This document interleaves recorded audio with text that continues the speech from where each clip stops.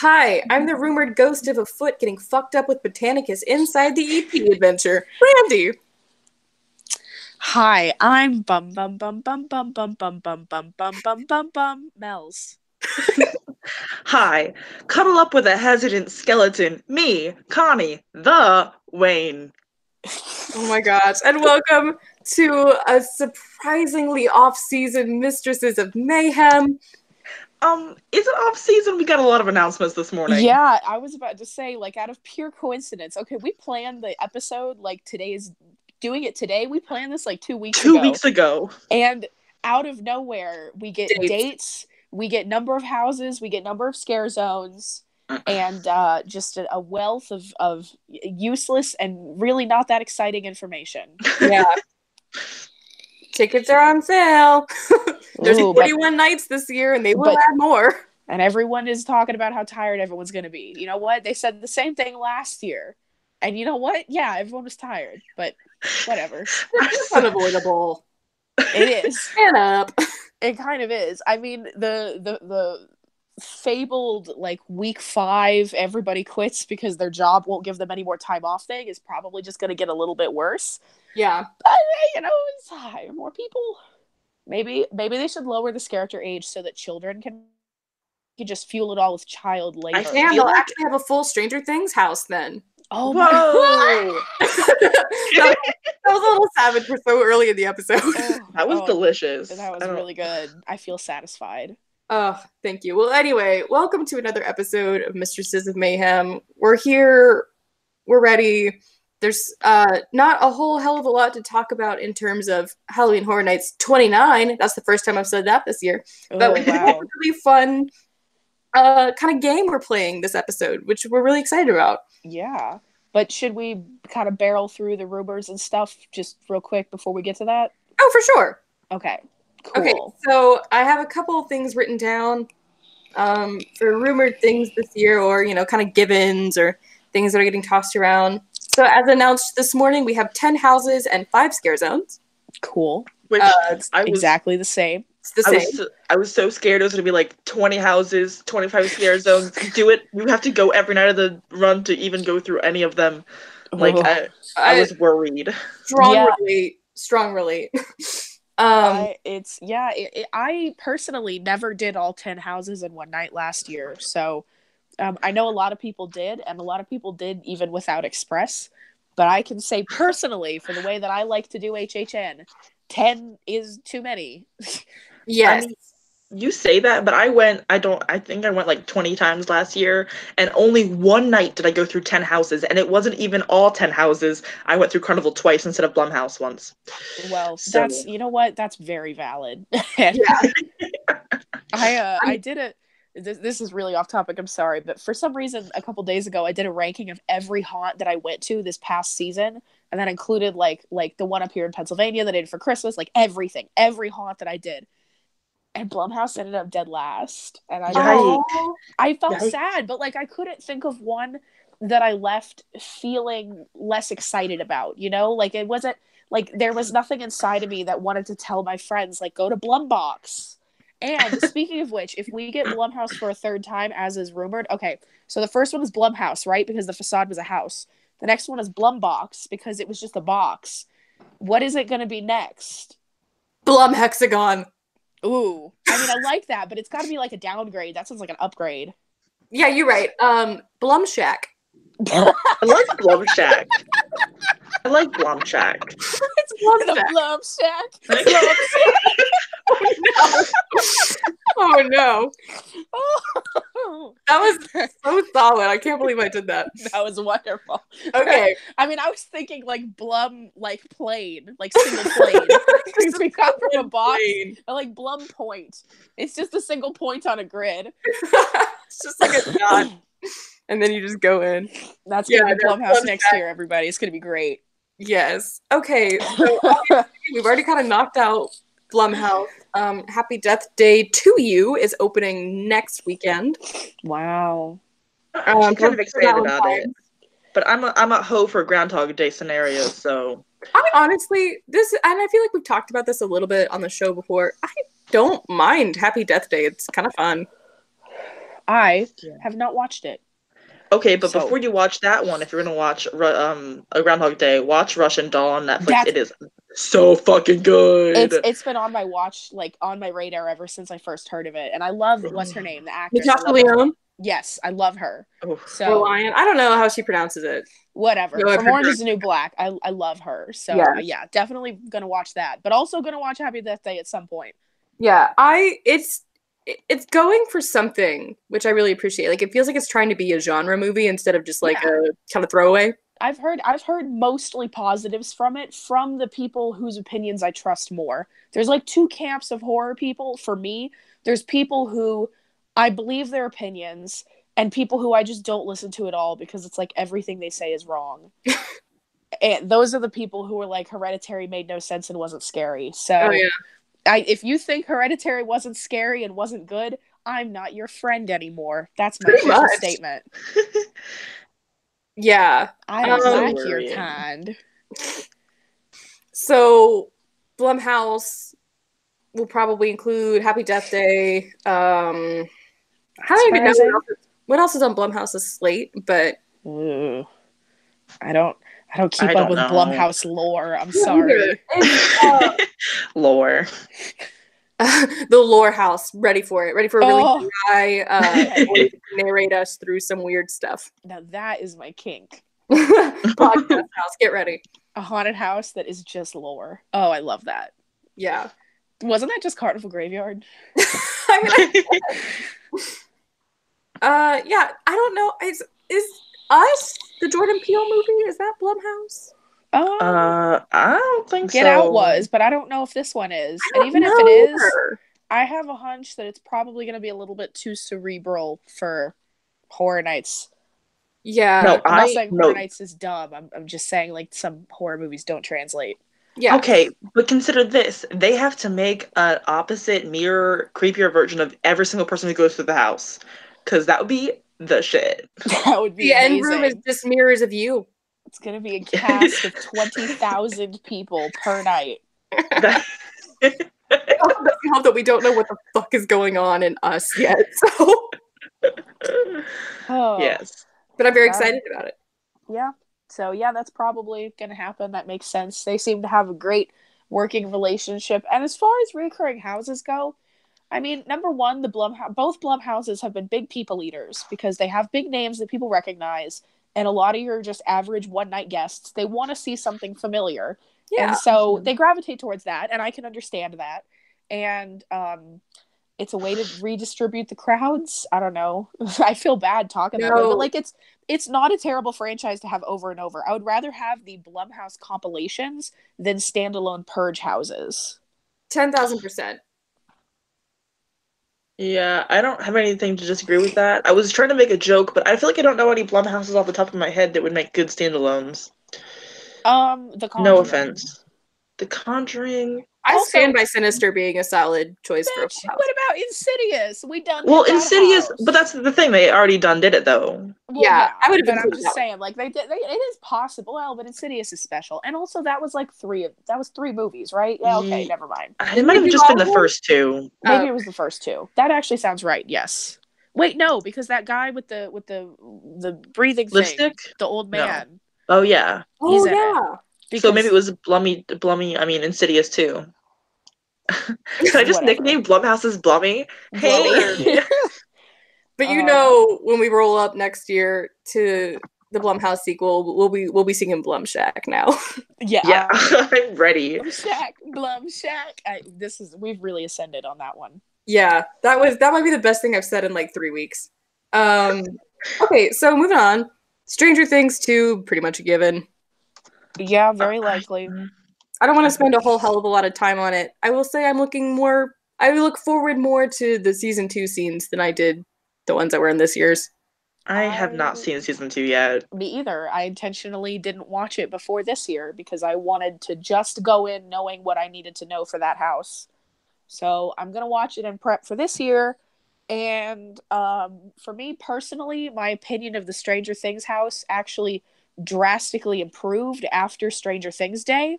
Oh, because it gave me the opportunity to marathon a house that was unmarathonable. True fact. in the span of about 4 hours, I did it 5 times, which sounds, I mean, I was Absolutely waiting, but terrifying. it was great. I really enjoyed it. And I got really great scares, more than I ever did going through it any other time. And the cast was on fire, which I also think was, like a product of it being Stranger Things Day and being a special event and all that. But yeah, and I finally got to see Steve and tell him to please shove your bat up my pussy, Dad. Oh my god. I'm not tweeting that. No, but he would tell me that girls would say things like that to him all the time, and that it made him really uncomfortable. So I was like, well, you need it one more time. Poor Steve. Steve was fine, trust me. Oh yeah, I'm sure. So yeah, I don't. Like I said, I don't want to spend a heck of a lot of time. It's gonna happen. It's Stranger Things. It's gonna be pretty, and it's gonna be expensive, and it's gonna have a long line. Yes. Have a long line. Those are the only 2 things that I think are really, really solid in terms of this year, because they're repeats of things that are popular. Yeah. Right. So I have a couple smaller things, and again, I really want to get to our next feature, and there's really not a lot to say. I don't have the code names because I don't know. I just felt like they were so spoilery for this early in the year. So yeah, I don't think it's even that interesting because I don't either. Orlando code names are not there to be deciphered. They're not. It's not a puzzle. It's not like Hollywood. The Orlando code names are literally just working titles because it's faster to say ragtag than Carnival Graveyard Rest in Pieces, and that's why. That's it. So that's fair. Yeah. I mean, in a very roundabout way, you can sometimes figure it out. Like Fireball being Stranger Things was obvious because they say the word Fireball at least 3 times in the first episode. But the first American Horror Story was called Checkmate, and that has almost nothing to do with American Horror Story. Not that I can think of. Yeah. And then you also had the alternative code name, Kiwi. Which makes all sense because Kiwi sounds like Kiki, and we're gonna have a Kiki. Let's have a Kiki. Lock the doors tight. Let's have Kiki. Do you love me? Motherfucker. Oh my gosh. Okay. So here's a couple of things that people have been throwing around that we might see at Halloween Horror Nights 29. The first one, we've talked about this at length, and we're all pretty mixed on it, but it's Haunting of Hill House. And we're not mixed on the show. We're mixed on it being a haunted house at Horror Nights. It's a great show. It's best thing I think Netflix has ever made. You say that, and I agree with you, but also, can we just put Russian Doll right next to it? Because that's fucking great. You have to watch it. I haven't watched it yet, but I will probably agree with you, and I'm not going to fight you on that at all, because it seems great. The soundtrack, you're going to love the soundtrack. I'm excited. At Mel's Dying, you're going to love the soundtrack. Thank you so much. You've been added. Thank you. I feel honored. Like, get in my mentions. So yeah, I think Haunting of Hill House is aesthetically a great choice. Content-wise, I have mixed feelings, although I've definitely, if you follow me on Twitter at Mel's Diane, you've probably seen that I've tweeted some very strong opinions on Hill House being at HHN. And as groomers, wow, please kill me. As rumors have grown, get off my case. As rumors have grown, I've sort of I don't want to say softened, because I still actively do not like the idea, but it doesn't make me as mad as it did, like a month ago. Horror Nights has done equally as uncomfortable things, I guess, but none of them stick out as much as this one does. I don't know. Like, they've done a lot of dark subject matter, but this subject matter just seems really, personal, I guess. There's no way that this house is going to live up to the emotional impact the show has on you, because that's not how haunts work, and that's yeah. And with Stranger Things, I like it, but I wouldn't say that it has any kind of deep impact or anything to say other than this is a fun, sci-fi adventure 80s inspired show. But I feel like Hill House is out to be a little more meaningful than that, and sort of strike a chord with people on certain topics. And certain hard topics like addiction and grief and and it just sort of makes me, and everything is so directly symbolic that the idea of getting a scare from, the tall man with the bowler hat. Like, oh, wow, I'm getting scared by the symbol of this man's crippling heroin addiction. I know. I would just be crying constantly. Yeah, I would be really sad. And like imagine, and this is so, like, I'm not trying to say that Horror Nights is super insensitive or something like that, but I can guarantee you that if this is a haunted house, they're gonna have Mr. Smiley as a scare, because he has one of the best jump scares in the whole show. But he is also the direct visual symbolic representation of a little girl being sexually assaulted.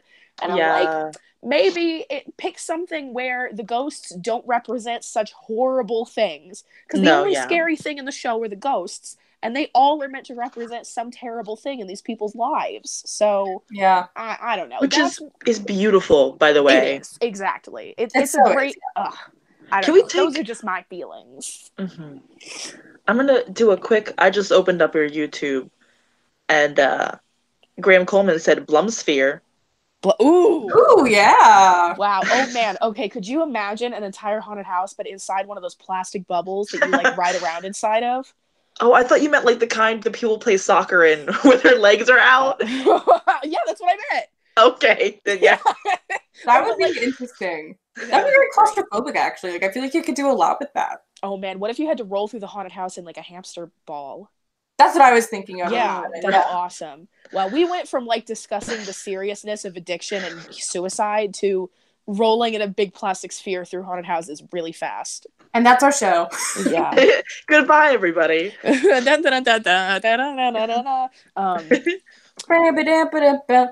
yeah, continue, Connie. I'm so sorry. I love Blumsphere. That's a great idea. Oh, yeah, that was Graham Coleman, and then Carnage DeCarlo at the beginning of the show, I suppose, says, "Yay, it's time for my favorite Drag Race podcast." So maybe we'll get there. It's been a tough week for Drag Race. Yeah, it has. I normally don't agree with the robbed sentiment, but I kind of do now, even though I also agree with being a nervy bitch and doing this. It is charisma, uniqueness, nerve, and talent, and it took nerve to do what was did. She is. And she's also like lip sync assassin at the moment. I love Naomi. Me too. I have a hard time even being upset because what she did was so brave. It's the first. This is our Drag Race tangent, and then we have to move on. This is the first time anyone in the history of All Stars has actually done the cunty move. Yeah, like yes, you're completely right. Like, there's always been this fear, like, ooh, what if someone does the dirty thing and just eliminates their biggest competition, and then nobody ever does it because they don't want to be that bitch. But like, now Naomi is that bitch, and I think that's kind of cool. Like, the only comparable situation I can begin to think of is Detox eliminating Alyssa. Yeah, but that's even not even close, though. Yeah, no, that's not even as close. Because Alyssa wasn't gonna win. No, Manila was going to win. And and I agree that she kind of phoned it in like a little bit the last 2 weeks, but oh my god. Still, overall, just next level. Okay, drag race tangent. Drag race tangent over. Tony Cart is my fave. Brown cow stunning. Oh, I mean, I wish she'd chill with Brown Cow, but that's okay. Oh, but the song, that's a bop. Oh, the song is fun. Okay, the song is on Spotify, and I love it so much. Yeah, here's a couple other properties we're throwing out there. Yeah. Oh wait, Connie, are there any other comments? Just one by Avion where she says hiya. So I said hi back, but I said it really quietly because I don't like to interrupt things. That's a he, also, not a she. Oh, I'm so sorry. It's okay. In our world, everyone should be a she, but I have to just leave now. I'm sorry.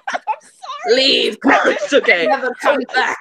But then he came back and he said, "Hello, beautiful peoples. What do you think about Killer Clowns from Outer Space being a 3D house, maybe?" And I say, "Hell, I'm wearing. Congrats. I'm wearing Killer Clowns shirt right now in honor." That was literally the best segue because that was the next thing on my list. Wow. Perfect. It's like our notes are being spied on. Whoa. Oh my God. They're gonna eat me. And then they're gonna eat me too. Oh my God. I'm trying to turn it into yeah, Troll 2 Haunted House. I'm in. Always every day. I don't know how I feel about the clowns in a house. Me too. I want them in my house. Yes, Right I now. can come to my house anytime. I will that feed I them. could definitely agree with. I will love and care for them. But Aw. in a haunted house with ADA accessible walkways, not so Oh short. yeah. I mean, I've been very like physically close with them on many occasions, especially Fatso, and I don't know, like it just wouldn't.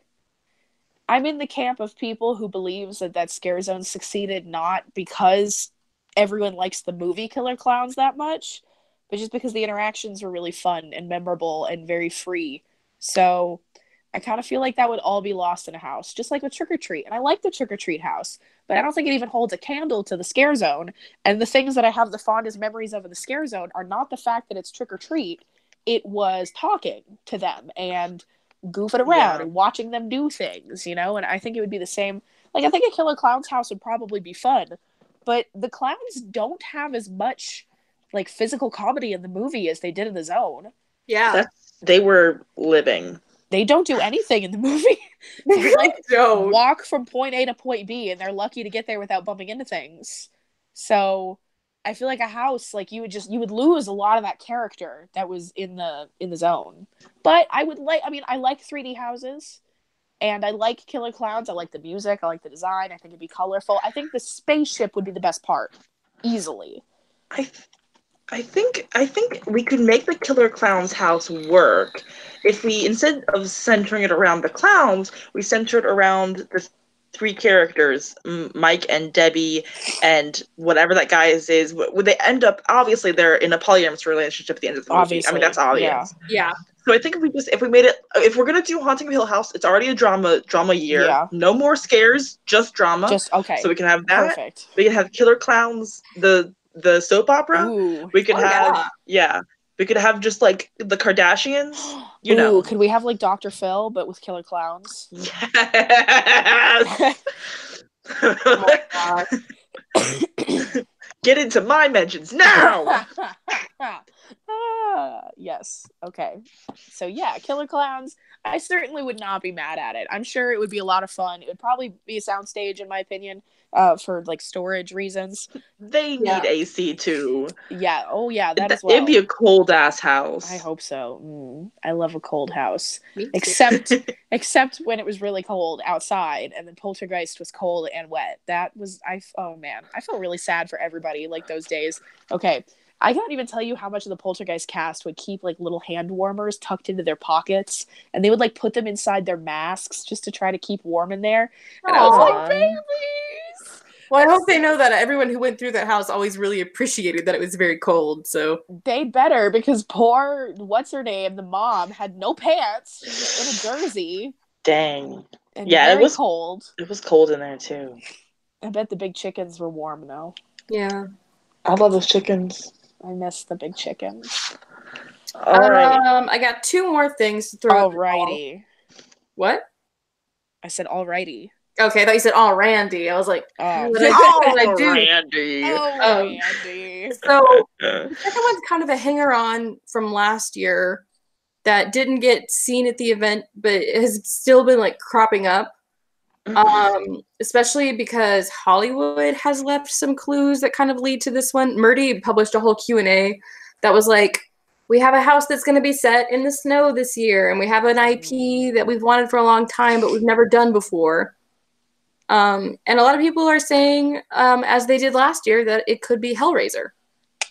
I really like that theory. I love that movie. It could be what the event... a loser, and I've never seen that movie. But my mom said it's really good. Yeah, you're going to love it, Connie. I know you will. I am going to watch it on a day where I feel like I have the emotional capacity to deal with body horror. Yeah, it is pretty... It's pretty gory, but also it is very, like... It's very obviously practical. They're bad. They're some of the best seen.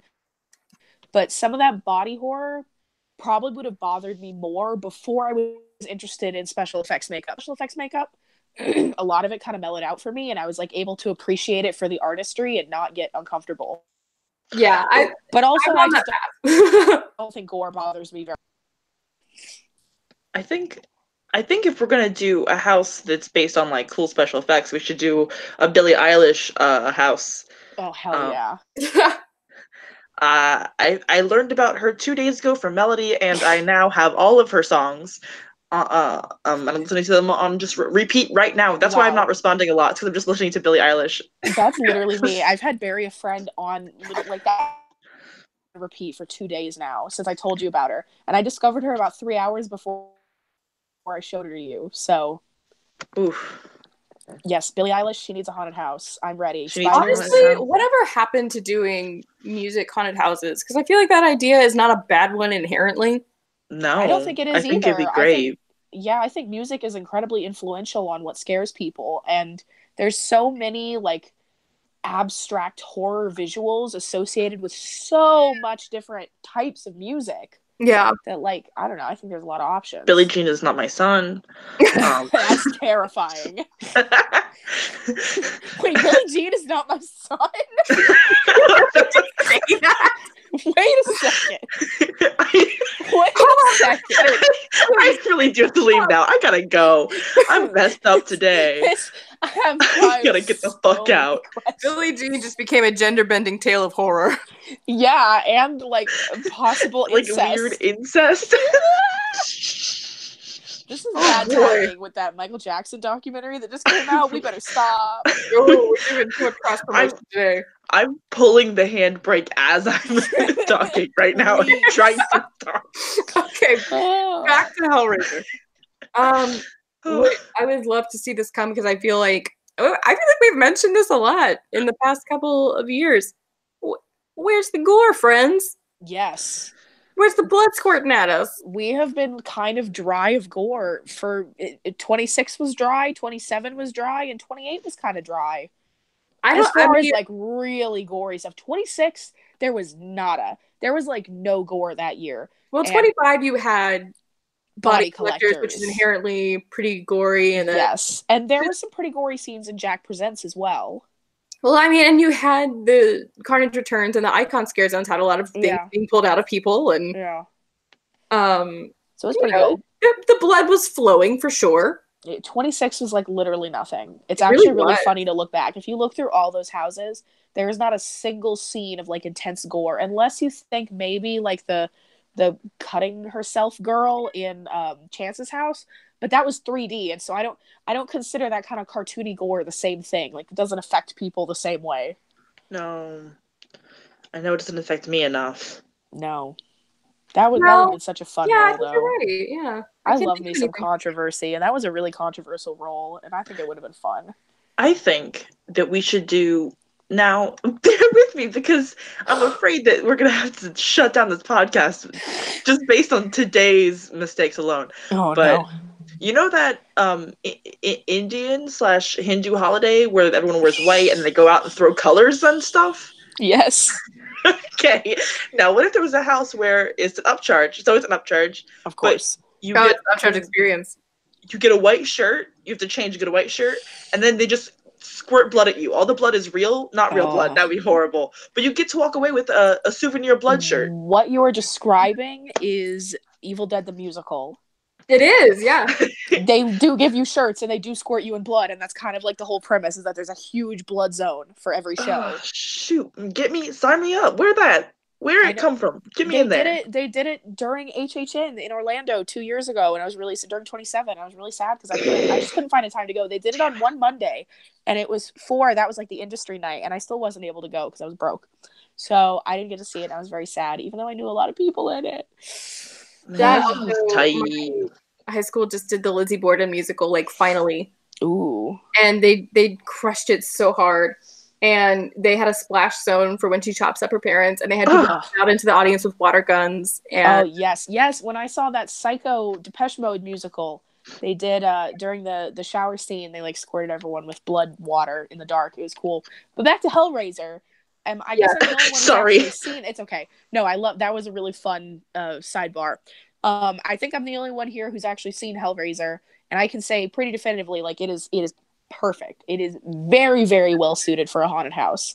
It's got so many different characters that can be masks and makeup, and it's got gore, and it's got jump scares. It just has all the pieces that you would need. Variety of location, iconic quotes. Give me some Jesus wept triggers. I'm ready.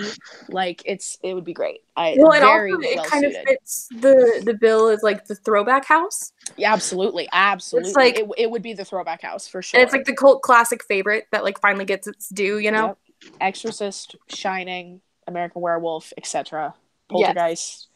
That's clearly the thing now, is to have like that one cool retro house that you would never expect to see as a haunted house. Yeah, and they've all been, I think almost all of those have been like fan favorites. Oh at the yeah. very least. Agreed. I think it's a good example of when IP works. Yeah. And it's when you really pick the IPs that people really have fond memories of. For sure, yeah, I would agree. Because I think the success of a good IP house is, it's not even just in the translation. It's like, it does the tone, you know? Does the tone carry? And Does the tone carry? I think for Hellraiser it would perfectly. It's also, Hellraiser has like a little streak of like really dark comedy that I think would work well. There's like some really bizarre stuff that happens and you just kind of accept it. So yeah, that'd be cool. Anything else? The only other thing I have on here is Chucky. I don't know about that one. We just had it. Yeah, it was really popular last year, and there is a wealth of new Chucky content in the works. True. I don't know if it'll happen this year, though. Yeah, I don't know. Sorry, go ahead. I was just gonna say, it seems like because it was so soon, it might be another one of those that there's too much of it too close together. Yeah. People get burnt out. Yeah, I would be pretty burnt out if they did a Chucky and Killer Clowns Scare Zone in 28 and then a Chucky and Killer Clowns House in 29. I would think that was too much. Well, I worry that Trick or Treat is going to go that way, because I hear people saying, "Oh, we should get Trick or Treat back in the streets." I'm like, no, we should get a break. But, yes. Yeah, take a second, breathe. Let little Sam breathe. He's tired. He's so tired. He's just a little boy. He just is. a little boy. Okay, so that's everything I had. Anything else you guys want to throw at the wall? No. There's really not a lot at this point. Yeah, I'm not a big fan of blind speculating, and I feel like most people don't enjoy listening to other people's blind speculating either. So yeah, it's not my fave. So with that, let's move on to the focal point of this episode. We've been throwing around some ideas for off-season content because we really like recording and hanging out. Yeah, and we all miss each other. I know that's part so of much. it. I like you guys, and I miss Horror Nights too, and this helps me feel a little closer to it. Yeah. I saw my mom today. My mom comes to see me sometimes. She likes me, I think. As a friend.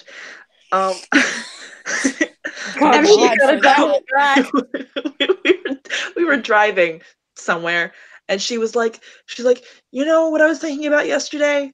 Halloween Horror Nights isn't back yet. And I was like, oh, you're the correct mom. I chose you good. Aww. I got the right one. You got a good mom. It's adorable. Yeah. So. Yeah, we've been throwing around ideas for what to do in our off season. And by the way, I say this, we haven't even brought this up yet. We of course are not joined by Darcy tonight. Oh yes. I know. Poor Darcy is sick. We miss her chatter and her all things Carnival Graveyard. Yes. And also we miss her running our Twitter for tonight. Because but Connie's doing a great job in the meantime. Connie's doing a job. I mean, I've been getting a lot of notifications, so I think you're probably doing well. I haven't been reading them, but that's good. Keep that. All right, perfect. Okay, so what we're about to do next, I don't really have a name for this game, but we're gonna do. We decided to go and pick underrated houses from HHN's 20 through 25. And we pick one each and pitch a kind of requel like they've been doing with like Ghost Town and things like that, where it's kind of a reboot and a sequel at the same time. Things that maybe didn't get their due in their year, or maybe weren't done like we wanted them to be the first time. Or people just want to see it again. I think Dead Exposure is a great example of a requel because it uses the same basic idea, but it repackages it for a new group that was still pleasing to the old group. So sure. That was sort of, I guess, part of my mindset when I was working on this. Yeah, I was just trying to think of any idea. I was trying to think of any idea at all that had to do with anything that I read about these houses that I didn't go to any of them. because I wasn't alive back then. I'm actually only like 4 years old. Oh my gosh. Oh, wow, that explains why you shit yourself all the time. And I'm not wearing pants right now. And will please someone chump change me. I'm very tired. I would like.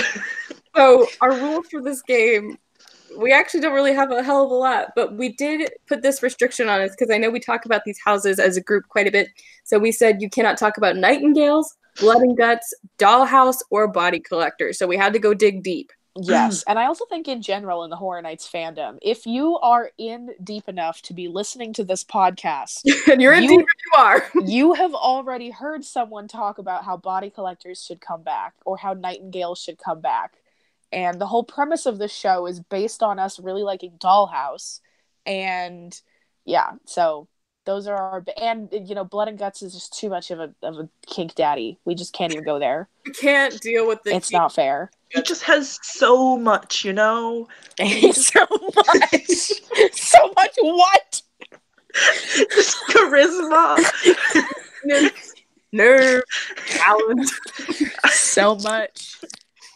Dick. Okay. So I'm so sorry. I know there are like real people who have played Blood and Guts. This is like the most viewers we've ever had for a live recording ever. And we're just like laughing about I'm talking about HR Blood and Guts dick. Okay. We just lost them when I said that, which was so fascinating. So, oh no, we're... Oh my god, there goes another one. But Graham Coleman said kink daddy, so someone's on with us. At least someone's on Thank you. Kiki train. Okay, so we're going to start with Gen 20. Oh wait, are we going in order like that? I was going to go chronological by year. Is that okay? Oh, I don't have mine organized that way. I thought it was just going to be like whatever, like we just do. Oh, well, I didn't pick one from each year. I didn't either. I picked one for each year. I asked about it earlier in the group chat. It was very confusing. And I think I said... Well, you can't do that. That's 6 years, Randy. It's 5. 20, 21, 22, 23, 24, 25. No, that's 6. Well, if you did 21 through 25. Mine anyway, so whatever. I think our main... I don't think it really matters how we present it or what years we picked it from. I think our main parameter was to just talk about some houses that we don't often talk about and that in general we don't hear people talk about, and to flex our creativity muscles. Okay, well, let's get started then. I did the assignment, and I'm the one who makes the podcast. No, it's okay. We talked about this when you weren't there, and then a whole bunch of other conversation happened in the chat, and I think it just got lost. Okay, I've been really busy for me lately, so yeah, don't worry. You are a student. You are someone who is on the grind, getting that bread. It is okay to make a mistake on this absolute nonsense podcast. Is Randy my podcast mom? Yes. Yes. Thanks, podcast mom. And I'm the youngest person. Well, no, Darcy's younger than me. Thank you for giving me the birth. She's not here right now. Yes. I'm the youngest person today.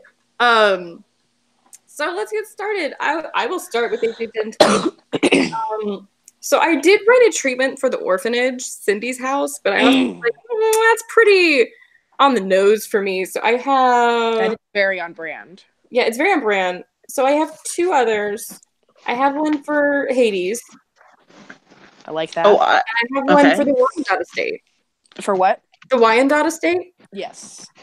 I mean, go in. I did both of those, but I don't think it matters. I think it does. Okay, I'm trying to do the orphanage treatment because I really like it. Yes, do it. Go in, yeah. So Cindy is great, and this is supposed to be her getting her due at the event. Like, she finally got a house. Her Mountain Dew? Right. Her Mountain Dew, yeah. I mean, she's very caffeinated, I feel. Cindy is like a gamer, and she's like sitting at her computer, and she's like playing Overwatch. I was literally about to say, who does she main on Overwatch, you think? Imagine Cindy doing Fortnite dances. Oh my god. She walks like it's nobody's business. And she would. Imagine her standing next to the caretaker stage in 25 and just flossing really fast. Like, you know, do you know when kids floss and they don't even realize they're doing it? Yes, I was in the library. Yes, I do. Yeah, that would be her. That would be so Cindy. Okay. Anyways, sorry. I know a lot of people who went through the orphanage felt like it was kind of underwhelming, and they really hyped up like this live fire aspect that didn't really do a lot. Right. So my take on it as a Requel house is like Cindy has like a child army uprising at this Oh, orphanage. yeah. Yes. And so she's got a bunch of crazy, creepy kids that are just terrorizing adults. And this is kind of strange because we always talk about in haunted houses who is the aggression directed at, and this wouldn't make you that person. Right. Mm-hmm. But I don't think that necessarily means it won't work as a house. I just like the idea of like these like kind of vaguely Victorian looking aesthetics, you know? Yes. Very like I can totally see what you're envisioning. Like very grayscale, but I imagine a lot of fire effects. And I think we've come a lot farther in how we handle special effects and stuff. So I would be curious to see how we could do fire better. Oh man, the way they did like the burning room in Halloween 2. That's what I was about to say. Halloween 2 burning room was pretty solid. So. That was, I mean, seeing it in person, it was incredible, and I'm very like, I'm pretty skeptical on things like that, but it worked so well, and I would love to see like creepy little kids popping out of burning walls, and like the kids are singed. Like, yeah, I love that. And also, if you've seen Shelby Denham's redesign of Cindy, where she's kind of a burnt. Yes. Little child. Kind of, yes. I was thinking kind of in that vein. That was very, that for me. And I also thought it would be fun because the caretaker is obviously like Cindy's dad, and I would love to see her run like her own like Kane family and like that image. Ooh, yes. Kind of parallels there. And maybe they're eating people a little bit, roasting them over that roasty toasty fire. So I think there's some fun to be had with that. And obviously, people don't really like Cindy. I think she was one of the most popular people in the zone at 25. Yeah, she was definitely fan favorite. Yeah. Maniacal child with a chainsaw that's a winning formula. Yeah, it is. So I would love to see her get a good house. Yes. I think that's a great way to put it. I think there's probably a lot of missed opportunity, and I think the past couple years, like really 26 onward, the originals have been really 25 onward. The originals have been unbelievably on point. Yeah, like I cannot think of a truly bad original, not counting maybe like Chance's House, which is sort of on the fence for a lot of people, since 25. Even 24 maybe. There were some duds in the past, so I would love to see them revisit some of those originals that people thought were a little bit disappointing. Well, I agree. 20 had so much else going on with it because it was an anniversary year. They're trying to do Fear. They brought back a couple other icons, right? Moments. So Cindy, who's like obviously like to the general public is the least popular in that lineup, didn't quite get what I think she deserves. Give that bitch what she deserves. Yeah, so that's my take on the orphanage. I think it deserves another chance. I like that. Give it to me immediately. Who wants to go next? Is that a question for you? Do you want to go next? Yeah, that's true. I can go next. Yeah, that's fine. So I'm going to do my least interesting one first. Because I'm very proud of 4 of my 5, and then this one is just sort of like a personal little cop-out. So I chose Dead End from 2012, HHN 22. And for anyone who doesn't know, it's basically a spooky haunted house. I don't know how else to describe it. Big, pretty mansion, spooky ghosts. I had a couple friends describe a lot of the rooms to me, and it was really cool sounding. My idea is a Haunting of Hill House inspired sequel to Dead End, because I absolutely love the visuals of Hill House. I like the aesthetics of the house itself. I love the statues. I love all that kind of stuff. But I think the subject matter is a little dark for horror nights. So I would like to see them, to put it nicely, steal the aesthetic, apply it to a different story, and make it an original house. Yeah. So that's kind of my idea. So like, bent neck ladies, hanging corpses, 1920s ghosts, moving statues, bending walls, rooms that repeat over and over, but in that sort of dark, I don't know, the color palette and the style of Haunting of Hill House. So that would be hella cool. Yeah. Dead End is like such a big question mark, because I also wrote a Dead End treatment, and it's like when I was doing my research, they were like, there's all these urban legends about this house. Guess what? They're worse than you thought. That's it. Yeah. I mean, I actually have the story written out here. It's in my notes. I don't know why I copied and pasted this one, but not the others. A house was built in the 1890s by Catherine and Victor Hartford. Their life was mundane until their death in the 1950s. In the 1980s, a group of kids believed the house was haunted because of its decrepit and eerie appearance and snuck into the mansion and tell stories about strange things that happened in that old house. Each of the ghosts haunting the house are the manifestations of the stories that kids told becoming real. So, which is not a bad idea inherently. No, like, it's fun. It's a pretty open-ended concept, and really you could just use the name and slap it on another house that's just like a spooky haunted house full of ghosts, and boom,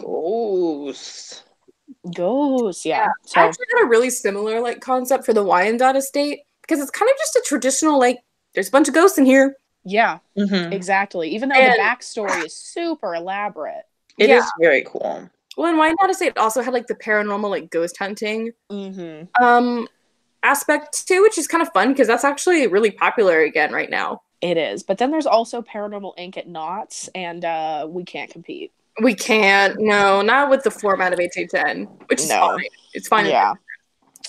So yeah, that was my most boring one.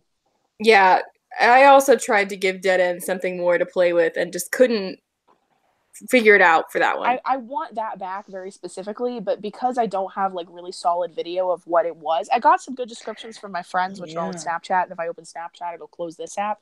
But I mean, it all just sounded like a really, really well executed spooky ghost mansion, which is what Haunting of Hill House is aesthetically. So, yeah, for my Dead End, I wrote it'd be cool if it was like a Victorian house and like you kind of get an upstairs downstairs narrative where like every person in the house met an interesting end. So you get like the servants and like the family.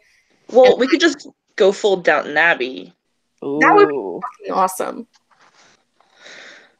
Yeah, no, give me the Downton Abbey haunted house. Okay. I'm ready. All right. Are you? Yeah. Is it my turn? Yes. Okay. Connie.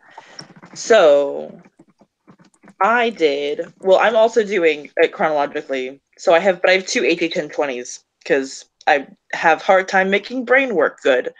Perfect. I say that, and then I also went really hardcore IB, and I just have like 2 paragraphs for each house. So I'm gonna try and shorten that a little bit. No, do you go? Yeah. Okay, so my first house was Hades, Gate of Ruin, which, in case if you're listening, you probably know this, but I didn't, so I wrote it down.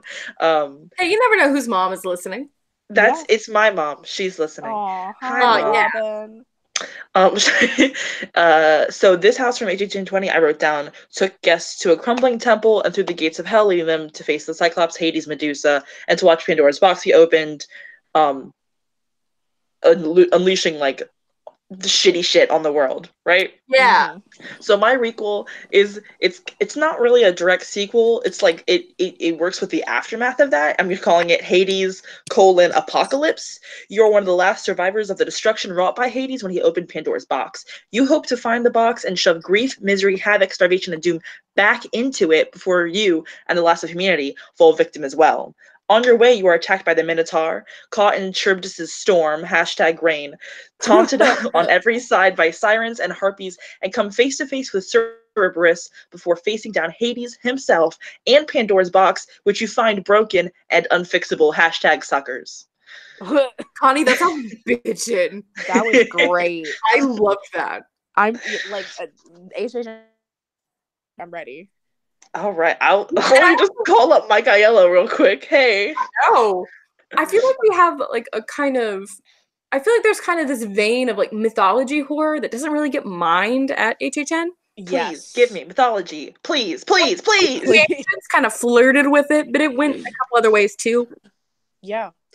There's a lot of historical horror that is ignored at HHN. Yeah, and Hades was so long ago, and I feel like the budget has gone up for the event so much that like the special effects would be so cool, and we've come so far in like our usage of puppets and stuff like that.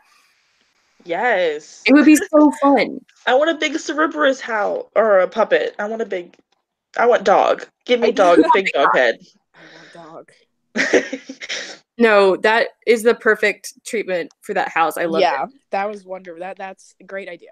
Love I it. also just love the like hardcore, like you can't fucking fit it back in the box, bitch. Yeah, I like that too. I love a grim ending. Yeah.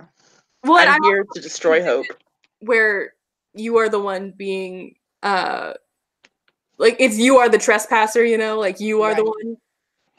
I think almost all my houses have that in it because that's me. I want my entrance into any house to be part of the story because you know what I'm here for? I'm here for escapism, goddammit. Yep. That's the facts. I actually had a really hard time. That is very Connie brand. I had a really hard time writing treatments where like it was the people going through the house that were like the victims, so to speak, you know?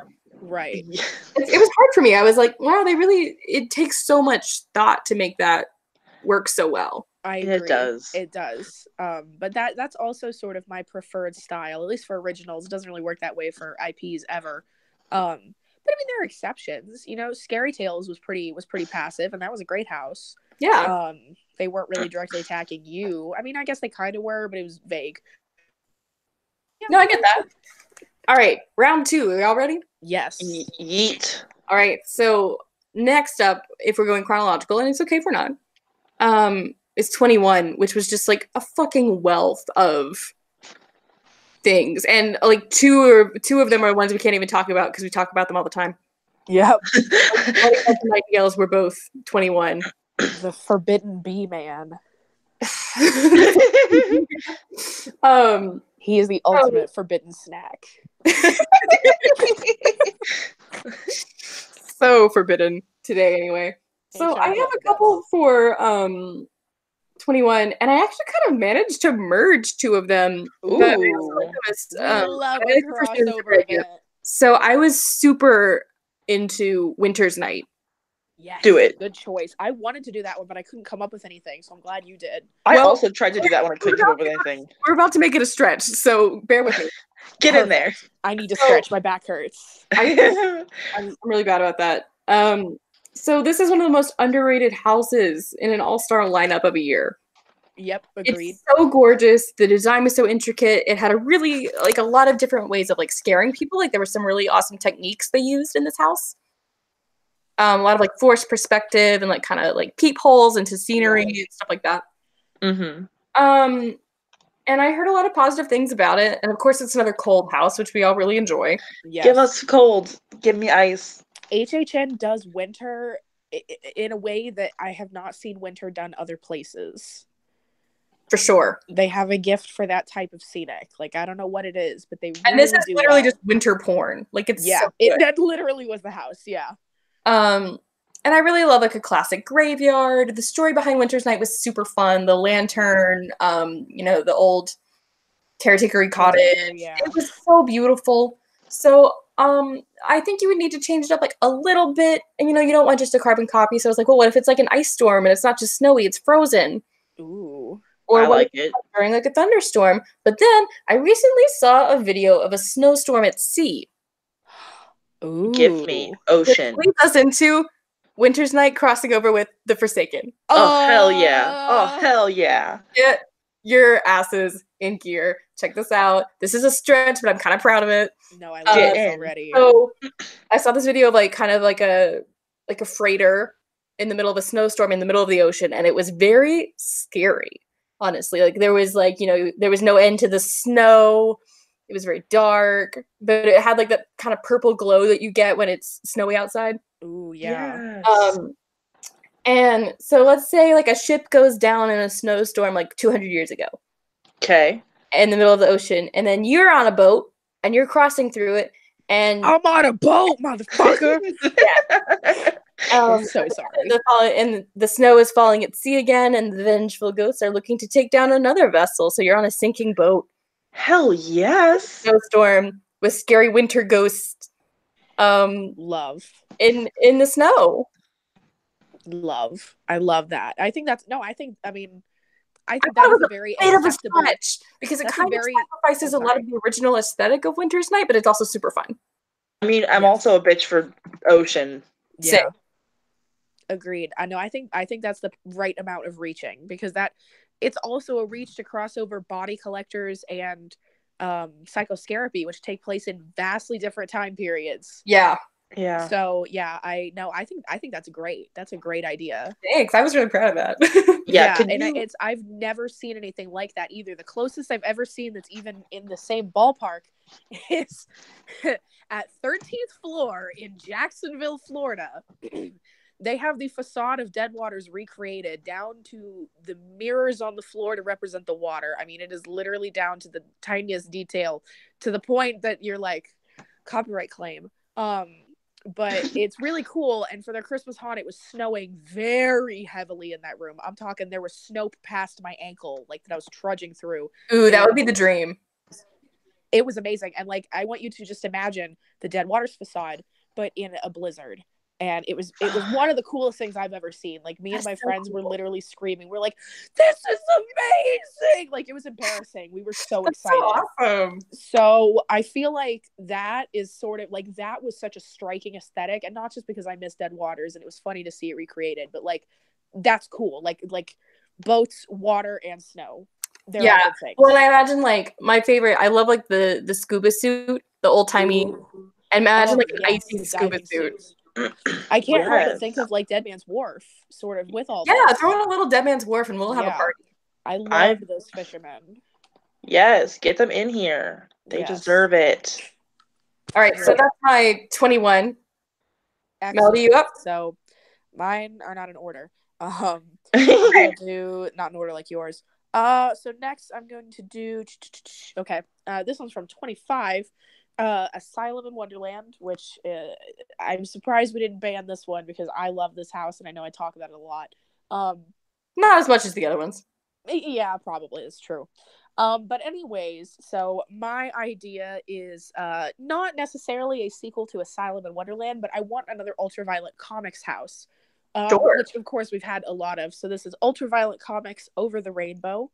Get off my dick. I know we just had Scary Tales. I don't care. Enter Ultraviolet Comics' newest psychedelic edition and follow Dorothy on a nightmare quest to the Emerald City. It's not magic bubbles and colorful horses here. Oz is a lawless land, overrun with bloodthirsty munchkins, carnivorous trees, and murderous inhabitants looking for fresh meat. Can you face the blood-soaked yellow brick road to find your way home? So, Bitchin'. I can, and I will, and I'll get in there right now.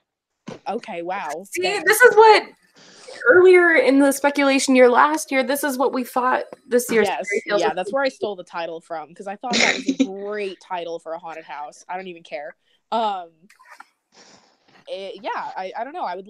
I was so excited for the idea of a standalone Wizard of Oz house that I was kind of disappointed when it became Scary Tales, because I wanted just Wizard of Oz. But I think that just doing straight up Wizard of Oz visually would look too much like doing Scary Tales again. And I would love to see it in the 3D. I really liked using 3D for Asylum in Wonderland, specifically with the whole Ultraviolet Comics concept, because it gives you a lot of wiggle room for a lot of whimsy and very like over the top caricaturized characters. And yeah, I would love to see them play with more than just the witch. I didn't even mention the witch in my description, because I think because she was kind of the star of Scary Tales, it would be cool to focus on everything else, you know? For sure. And honestly, she's a pretty small part in the book. Like, Wizard of Oz is such a rich vein of horror. Like, there's so many fucked up things in there, especially the book. Have you guys seen the movie Return to Oz? Yes. I loved that movie growing up. We had it on a recorded VHS from a sample preview we had from HBO, and I would watch it over and over. And it's really spooky, and I could totally see something like the Wheelers in 3D using stilts, you know? There's all the heads, all of her heads. Yeah. I mean, it's prime. I think that would be very visually appealing. You've got lots of colors too. You know, the basis of a 3D house is, you know, green and red. Basically, green recesses and red comes forward, and that's where your 3D comes from. And in the Emerald City, you would have so much opportunity to play with depth and Oh, really for fuck sure. with And people's Ruby depth Slippers and all perception. that nonsense. And you could have, you could use the vortex tunnel as the tornado to get you there. Like there's options. There's options. So I would really like to see a deeper dive into Wizard of Oz. Also, Wizard of Oz is public domain, so they can do that. It is, yeah. That would be so fun. Like, and I think it would be a good usage of the 3D. Like, it wouldn't feel like just like kind of slapped on or whatever. Mm-hmm. Right. I agree. Material. This is a really, really side note, but I was just thinking about lions because of the Wizard of Oz. Mm-hmm. And are we ever gonna have a Narnia haunted house? Oh, we did. It was at Hollywood Studios. Yeah, we really did. Shit. C.S. Lewis would shit in his grave. Yeah, he would. Why are you using my persona like this? This is not what I wanted for my Jesus lion. No, but I honestly, like, Aslan getting crucified in the movie as a child, my mom covered my eyes in the theater. Ooh. I wanted to see it, and she literally, like, did the thing where she put her hands over my eyeballs. Aw. I was just very sad. That was a lot to process. I was pretty young, even though I'd read the book, which is why I feel like an idiot, because, like, I should have remembered, but Tilda Swinton's just so scary. It is, yeah. And the way it's filmed is really scary. Anyways, off from Narnia. A Narnia haunted house would be awesome, but I think it just links right back to our overall fetish for cold aesthetics. Yes. God, and you're so right. Houses. Yes. And Victorian children. I love Victorian children. British children. Connie. This is going to be a problem. Connie, what's your round 2? Okay, for my round 2, I did Legendary Truth, the Wyandotte Estate, which I think is fun. I like fucking haunted houses, y'all. And I Don't like fuck the haunted houses. I like get me in there. I like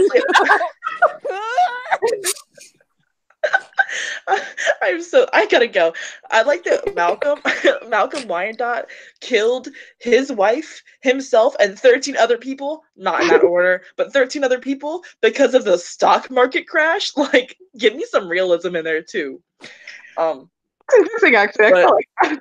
So, okay, but the thing, I was like, okay, let's get away from that a little bit. Haunted houses are cool, but when you, like, boil haunted houses down to their, like, bones, they're all the same. They're right? Bones? They're bones?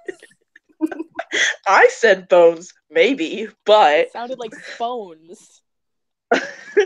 I'll also take spoons. Like... Okay. So anyway, so boil it down to their spoons. They're all the same. So it's like, okay, what's the other element of this house? It's the spirit seekers, that offshoot of Legendary Truth. So what if one day the spirit seekers, the people who came in to investigate the Wyandotte Estate's hauntings, they themselves, they bring in all of these machines. I call them beepers. EMF meters and beepers. Love it. Because I'm an old lady and I don't know words. They're investigating a haunted house. But what if the spirits take the machines that the investigators brought in and start using them against them? So we have machines gone cray, attacking people, attacking the machines. Ghosts possessing machines. I want blenders up in the air. I want. So you want a house with no actors and machines. You guys. This is the Brave Little Toaster haunted house. Yes. I'm renaming it I was called the Spirit Seekers, but I'm renaming it the Brave Little Toaster haunted house. I love that so much, though, because I also like a classic, there's just a bunch of fucking ghosts in here. Yeah, me too. Yeah. That's part of what appealed to me about Hill House, is that was like the, obviously went a lot deeper than that, but that was sort of the main idea. Yeah, there's just a bunch of ghosts in here, like... Yeah, like, what do we do? Nothing. They're just here. You deal with it. Yeah. And, it also gives you, like, variety, because it's kind of like, not to go to the park down the street, but it's kind of like Haunted Mansion, where you get a bunch of different kind of ghost personalities, but they're also kind of cohesive. Yeah. That's, like, fun. Connie, Yeah. would there be a killer dishwasher? There was not only be a killer dishwasher, but there's also going to be an old ass video disc player. Ooh, And I'm talking like pre-VHS. I'm talking big ass record size video disc player. And it's gonna come alive and it's gonna be playing what the fuck's that movie? You know, the with the jets and the West Side Story. Yeah, West Side Story, thank you. Ghost gang fight, but they're possessing machines, so it's just a bunch of machines going at each other. Yes. Well, I certainly have to admit, I think this is gonna win the off the wall award. Yeah, we should give awards for this at the end of the night, like on the Twitter. I think that's a good idea. Like we should make up categories for like our favorite ones that we've said tonight, and then put them on our Twitter. Okay. Now, imagine planning your segment in the middle of the segment. I love it. That's literally all I do all day. Okay, so let's move on to round 3. All right. So for me, this is HHN 22, which had some fun concepts. We've already covered Dead End, so is that the? Oh my god, that's the only one I had for 22. Wow. So I already blew my wad on Dead End. Oh, no, you good. So a couple years ago, we had Fallen, which was supposed to be angels versus demons. Mm-hmm. And it didn't quite get there because they pulled the angels out at the last minute. Right. For whatever reason. I don't even pretend to know why. Well, we all know why. Because God said, I don't like how I look in this picture. Was offended. That's right. Both of those answers were gold and they both happened at the same time. So you have Gothic, which actually remains one of my favorite originals of all time. The concept of which was there's this it's another You Are the Story. This cathedral is undergoing renovation and the gargoyles are trying to protect it from you, which is like so fun. I love it. Mm-hmm. So instead of angels versus demons, I vote gargoyles versus demons because gargoyles are good guys. Yeah. Love that. So, and also it lets everybody be scary. Yes. Like everybody can give you a good little fright. I'm sorry. Are you saying that you don't think that gargoyles are sexy? Well. Listen, did I say sexy or did I say scary? No, you're right. You're right. That was my mistake. No, you good. Almost anything that is scary is also inherently sexy, at least to me. No, that's proven facts. Tea. That's the beans. That's the beans. Listen, we say spill the beans. We say spill the tea. So now we just say, oh, tea when someone says the tea. So why don't we just say, that's the beans? That's the beans. I've been saying it. I've been getting it happening around my campus. That's the beans, guys. So anyway. Girl, I got some beans for you. Oh, bitch, I have the beans. Oh, bitch, I have the beans. So, yeah, I would love this because, you know, I loved the angels versus demons concept, but I think the angels were the part that was the hang-up. And I don't think angels, unless you go, like, biblical Hellboy 2 angels, which if you do, let me know when, I will be there for it. Exactly. But the concept that I think they had for the Fallen was the kind of, what's the right word that's not angelic? You know, the angels that are very typically, like, heroic. Scary. Yeah, heroic angels. I like that. Yeah. Thank you. So I would love to have a literal demon onslaught at this cathedral, and the gargoyles are kicking ass. Yeah. And the gargoyles are protecting it for selfish reasons because they like the cathedral, not because they care about God. Sure. Big mood. Yeah. Well, I'm just saying that in like that would be the plot, not so they wouldn't have to interject any religious aspect to it. Oh yeah, that would be tedious. Yeah. So their motivation can very easily be that they like it's a cathedral, so it's like a portal to hell, but they want to protect it because this is my house. This is my house. Yeah. This is my home. I like it here. Welcome MTV Cribs. And like, I don't know how anyone could even get like religious commentary from a haunted house. I'm too busy like shitting my pants. It's fine. Wait, are you saying you haven't been to the haunted house? The devil is good, which was built. I mean, but there are religious haunted houses. Hell houses are a thing. I'm sure they are. There are lots of churches, especially in the Deep South, that build haunted houses, market themselves as haunted houses, and then what it really is a walkthrough experience that'll show like people drinking and then getting into a horrible car accident, or like a girl getting an abortion and then bleeding out and dying, and it's like a religious thing, but they market it like it's a haunted house. That's just an example of why we need healthcare. And all this, everybody. It's called Hell House. It's an ad for Obamacare.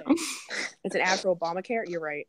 I'm in Alabama, and I've never heard of that. But when Connie said the thing with this billboard that everyone knows if you're driving south in Alabama, and it's got a little like cartoon devil on it, it says, "Go to church or the devil will get you." And it's my favorite billboard ever. I think it's my profile picture on a couple of different websites. Like, it just makes me laugh. I will post a picture of it later. Anyone who's an American Horror Story fan, in the season of Cults, they go to a hell house. There is one where there's that preacher and it's all neon and weird. What that starts out as is a hell house. Oh, so, okay. Yeah. There are religiously oriented haunted houses, in fact, and they're weird. Wow. And it's upsetting because they market themselves like, oh, this is a fun and spooky haunted house, and then they have like a severe religious and political doctrine to teach inside. Yeah, not a fan of that. No, not at all. Almost nobody is. Even people who are religious. I am religious. Most very religious people will condemn that behavior because it's just you're just going to alienate your audience. Yeah, that's really fucking dumb. So yeah, that's my gothic take. Love it. Thanks. I love that religious imagery shit. I do. Hard agree. Yes. So I think it would be really fun to play with that in a fun way that I feel like everybody could kind of get on board with. Yes. I love it. Awesome. Alrighty. I will go now. Okay. So the next house I chose was Urban Legends La Llorona, which is a pretty well-known house. Hell yeah. Hollywood. It was in Orlando.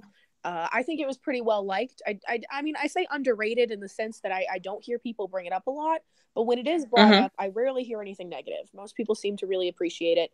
It just kind of came in a weird year. 23 was a weird year. Sure was. So it was actually kind of hard to pick a house from this year, but this was the one that stuck out to me. And if I the concept, it's about an urban legend from Mexico. About a woman who killed her children, and I am not interested necessarily in continuing the story of La Llorona, but just the Urban Legends series, which it never really was a series, but because there was a colon in that title, I want it to be. Yeah, they really never did do anything else with that, and it is very disappointing. No. Yes, it's very sad. But I would like to see Urban Legends, the Bermuda Triangle. So let's see. For decades, the disappearances in this mysterious geometric space were deemed coincidences, but a group of urban explorers are determined to prove otherwise. They have discovered a tiny, uncharted island right in the center of the triangle and decide to investigate. What they find is more horrifying than they could have imagined. A tribe of half-living, half-dead cannibals, all survivors from the crashes and wrecks that have happened in that area. Imagine Gilligan's Island meets Lord of the Flies meets Return of the Living Dead.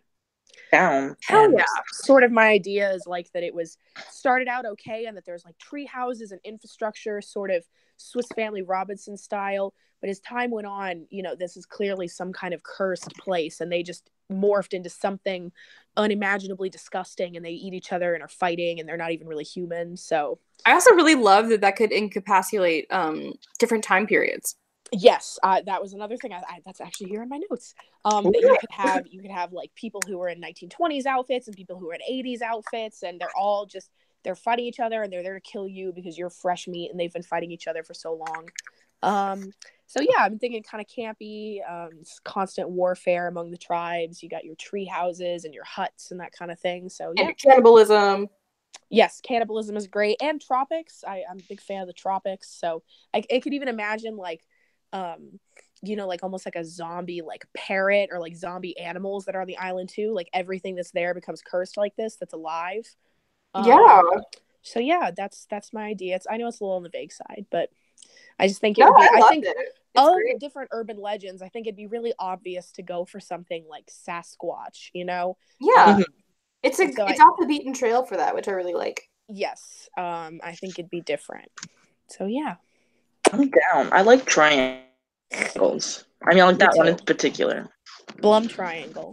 Blum. Oh, Shit. you love a callback. Connie.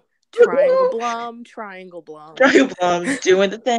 Triangle Blumcat. Blumcat. It doesn't rhyme well anymore. I tried. I'm so sorry, John and John. Listen, I was just going in on the syllables. I wasn't even thinking about the rhyme. You're right. It's okay. Connie. They'll forgive me. Is it my turn? Yeah. It is. Okay, I also did The Forsaken because your girl loves a boat. We love a boat. Girl does love a boat. So so I'm gonna give a little recap because again I have just fucking paragraphs. The Forsaken was originally about the fact that Columbus, the fiction, the fact, it might have been real. The real life IRL fact that Columbus originally had Didn't you know 4 that ships. HHN is a series of living documentaries? It's all real. I, for one, cannot wait for the Ted Bundy house. Oh God. I can't ever. So okay, 4 ships. One of them was the Filippo Moniz, captained by Antonio Cabot. It's Spanish. But then he went and got wrecked by Lady Luck, and they mutinied, and this entire ship went down. And Columbus was like, "Hey, everyone who knew this happened, don't talk about it. Fuck you." So then 100 years later, their ship that was in the bottom of the ocean washed ashore, and these glowing green boys just fucking took over this Spanish fort and just massacred some good people. Damn. 1592. So this is actually almost a direct sequel to that. It's called, this is my requel, by the way, it's called, now bear with me here, The Forsaken 2 Electric Boat-A-Loo. This episode is a failure. I'm so sorry. Okay. This is a paragraph I wrote. Please hire me as a writer. A recent excursion in the Atlantic came across what is believed to be a wrecked ship circa 1500. The name across the bow is Filippo Moniz, a name that comes with more rumors than records. Rumor says the Filippo Moniz was the 4th ship in Columbus's entourage that was mysteriously destroyed long before reaching the New World. Another rumor has the ship coming back to haunt a Spanish fort in 1592. After that, rumors dwindle. What we do have are facts. A record bearing the name Filippo Moniz was discovered, and an investigation team was sent down to see what they could find. You are part of that team, walking through the air pockets in an underwater wreckage. Good fucking luck. I can't wait for that to be on the map. Yep. Love it. Thank you. I love a fucking boat. Yeah. Yes. I will never forget asking you what your favorite house was for 27 and you talking about just like the facade of Deadwaters for like 35 minutes and how specifically it was the feeling of being in danger without being in danger from urban exploring and that you like boats. Yes, I love them. Get me in there. Yeah. So, yeah, that's love good. No, that. I like that. And I mean, like at this point, Forsaken was, I don't want to say long enough ago because it was only a couple years, but in a couple more years, I think it would be long enough ago that a sequel that direct would not be unwelcome because the majority of people would not have seen it before. Yeah.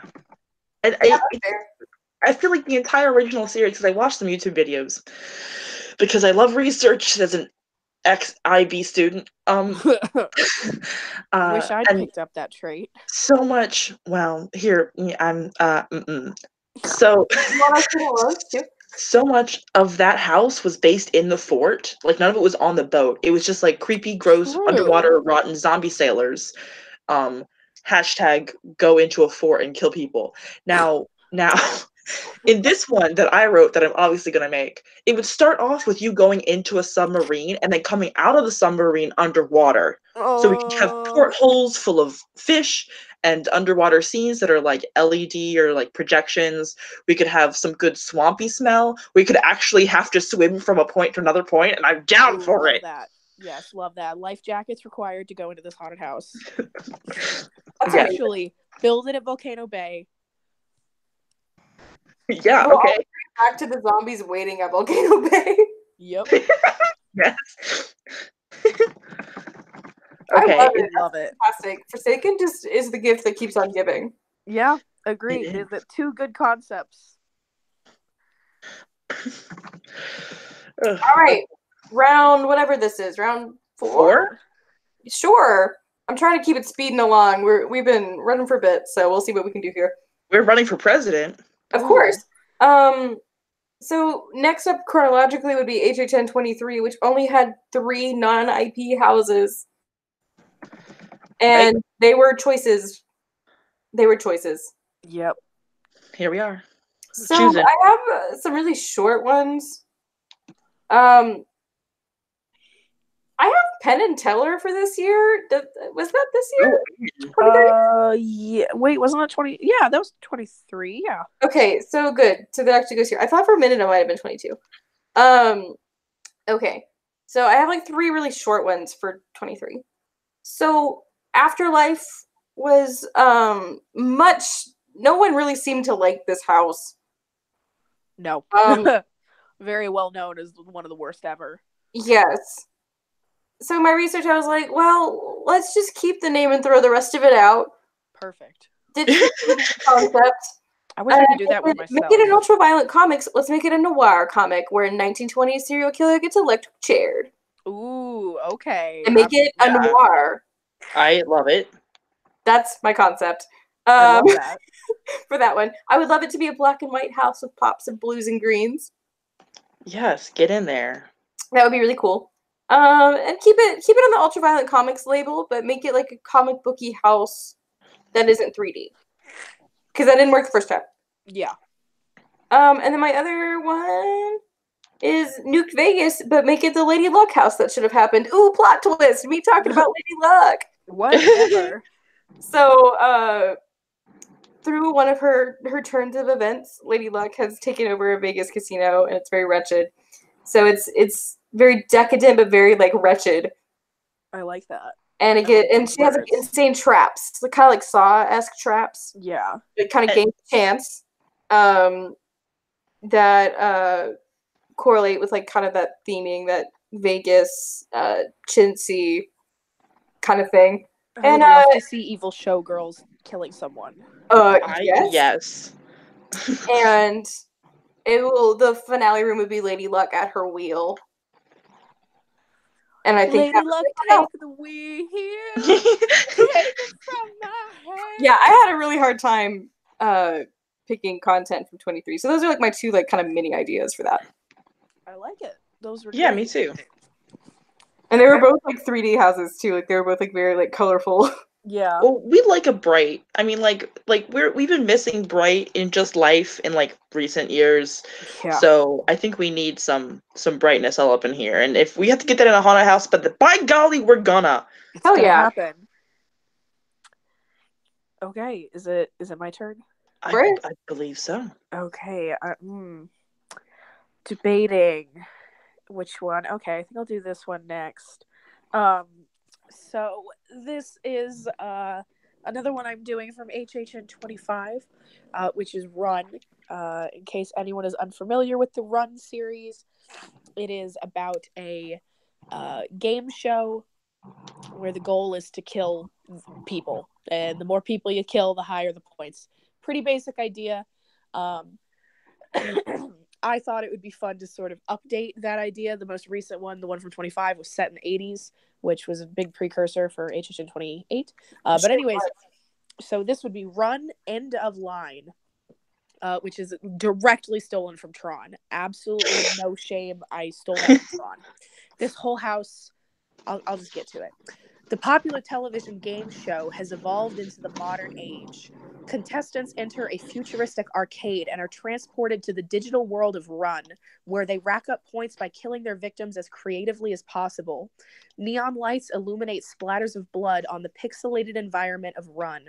Robots, lasers, space invaders, and all other manner of video game peril await the victims of this twisted game.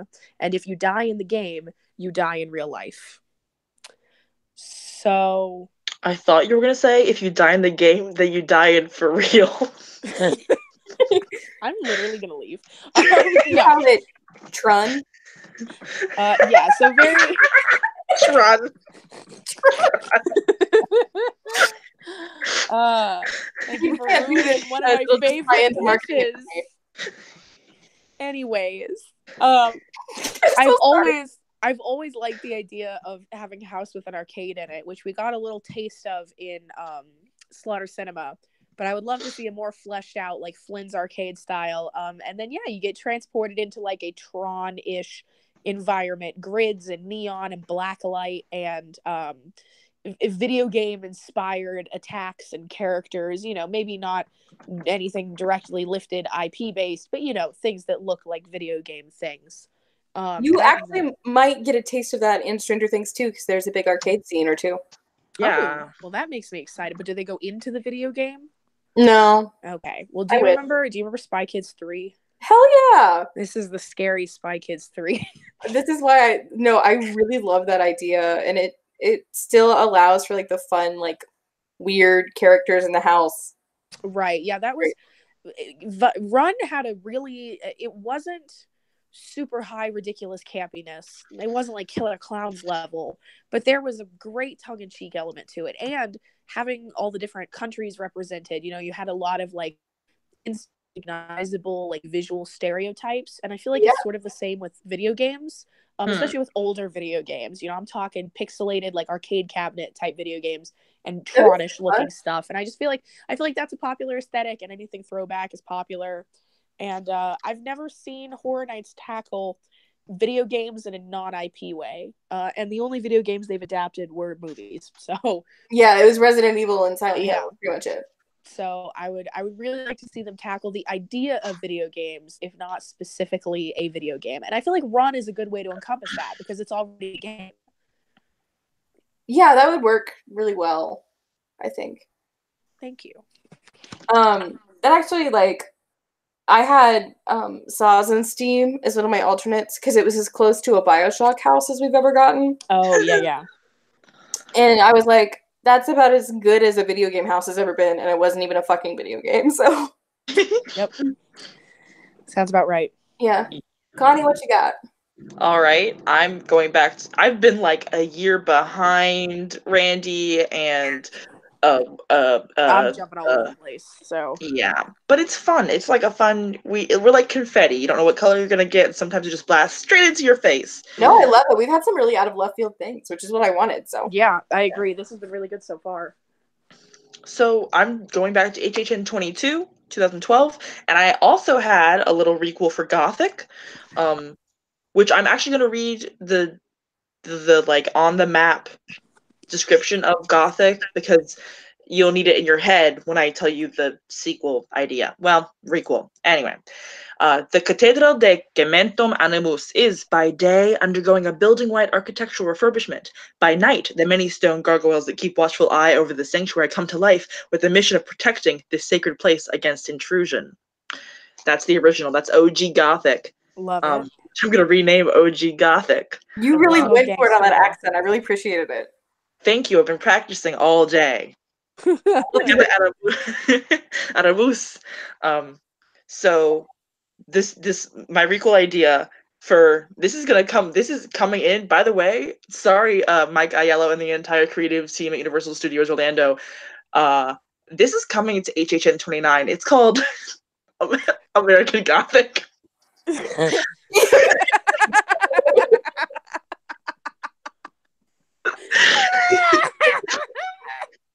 Okay. Please continue. Wealthy American Grant Carrington recently bought a Catholic cathedral, the Cathedral del Gementum Animus, and had it shipped to America and rebuilt atop his personal skyscraper. Ha! You caught me. What the fuck is going on? It's the Gargoyles cartoon, The House. Only these gargoyles aren't so nice, and they're not happy with being ripped from their homeland. They're out for blood. Okay. Y'all watch the Gargoyles cartoon, right? Of course, I loved it. I This have is- only seen a few episodes, so I don't know. The plot of that is like gargoyles on top of a castle in Scotland. The castle is moved to America and rebuilt atop a skyscraper. That was the part that confused me, but now that I know that's from a TV show, I'm a little bit more accepting of that. My only problem with this idea is that American Gothic is the name of a painting that's about that's all. farmers. As soon as you said it, I was ready for Farmhouse. Connie, I was ready for a sequel to Scarecrow with those people in it, with those people here's in the where painting. you're both wrong. There was a scare zone called American Gothic at one of the event years, and it was like You're right. hosted by Lizzie Borden. Oh shit! With all callbacks. Wow. Triple combo. We're gonna have a gargoyle-inspired scarecrow with Lizzie Borden. Lizzie Borden controls the gargoyles with her mind. Oh my god. We've really gone off the rails now. I still love it. That was, love it. you know what? I like your idea, Connie. Thank you. I promise the next one is an actual concept. It's good. Okay. All right. Round 5. This is our final round. Shit. Okay. So my last one is from HHN 24. And it is Roanoke. Excellent choice. Meat. Gotta get Yeah. that. No, I actually liked the original Roanoke. Me I too. thought it was fun and stuff. And I would love that there was a Wendigo. And I want more of that Wendigo boy. So here's my weird concept. So this is Roanoke Revenge of the Wendigo. Nice. Excuse me, I have to interject. I'm getting a copyright claim email from Shelby Denham. She's saying you can't talk about this. I'm just kidding, but Oh my gosh. I'm literally gonna be like, I'm just gonna plug Shelby's Wendigos after this. is the house gonna be called Wendigots? Only if he designs it. It'll be the Shelby Denham house for real. So, Roanoke Revenge of the Wendigo. The mighty and mysterious Wendigo has harnessed the spirits of dead settlers to bring it fresh meat. Yep. And the abandoned Roanoke settlement now only holds danger, dark magic, and savage infighting. And I imagine like the Wendigo has like a mark on it, all of the ghosts that it possesses. It's like this black sap that like leaks out of like all of their like eyes and noses and stuff. Ooh, I love And that. it's a very sticky house. Connie, this is the Billie Eilish house. Got black stuff coming Yes, out of it the is. eyes. So the Wendigo's sap-like black mark becomes the kiss of death in this sequel to the Roanoke Cannibal Colony. So it's like the ghosts of the settlers, and they're getting you. I did a you house. Yay! And everyone's got like gross sticky black stuff running out of their eyeballs and their noses and their mouths, and they're very scary, and there's like multiple Wendigo appearances because I really like that boy. So that's my Wendigo concept. I love that. Love I think it. that's fantastic. He just wants a meal. He wants dinner. I understood.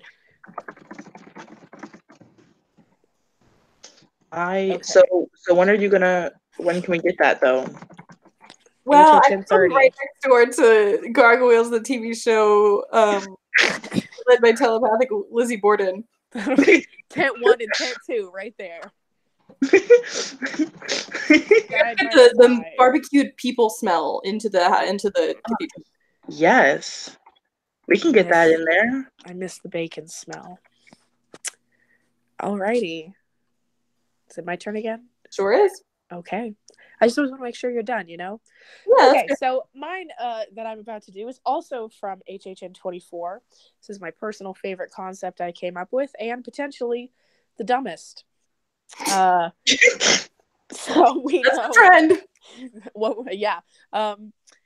So we know giggles and gore. Evil clowns are not born; they are made. My requel is giggles and core. Swole clowns are not born; they work out. Oh my god.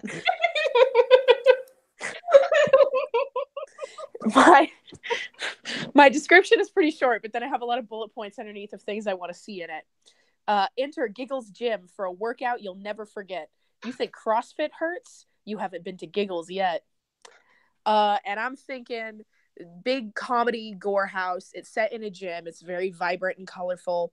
Evil clowns killing with gym equipment, smashing heads with weights, body parts in the lockers, a sauna full of sexy clowns in swimsuits, people getting their heads crushed under ellipticals, Hell yeah. gym stuff. Like there's a really hilarious 80s horror movie called Killer Workout that was featured on one of my favorite YouTube shows. And the idea of a horror movie set in a gym is funny, and this movie sucked, and it didn't do any of the funny things that they could have done. And I think mixing it with clowns would be even better. Like, I'm just envisioning like like a Richard Simmons style, like, and 1 and 2, but they're like evil clowns and they're like ripping people apart, like ripping my God. and 1 and 2, and I love it. Thank you. Really, like, really silly stuff. But I think it would be fantastic. I actually really love that and think it actually, like, honest to God, could be like so fun.